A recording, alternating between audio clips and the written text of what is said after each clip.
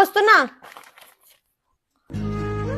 ఆయన ఇచ్చిన డబ్బులన్నీ ఖర్చు అయిపోయినాయి, ఇంకా 1000 మిగిలినాయి. తీసుకుందామా వద్దా? తీసుకుందాం.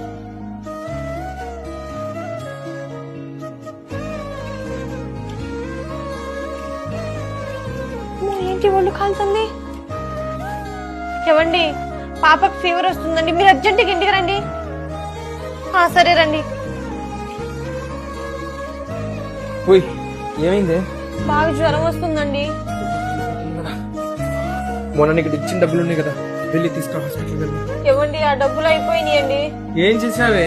కొరియర్ వస్తే తీసుకున్నానండి. సరే కానీ శాలరీ వస్తే ఫ్రెండ్స్ పార్టీ ఇస్తాను చెప్పాను, 1000 రూపాయలు. ఏవండి, వచ్చేటప్పుడు నాకు బిర్యానీ పట్టుకురండి. పిల్లలు ఉన్న ఇంట్లో ఎప్పుడు ఏ అవసరం వస్తుందో తెలీదు. అనవసరమైన ఖర్చులకు పోకుండా పొదుపు చేద్దాం.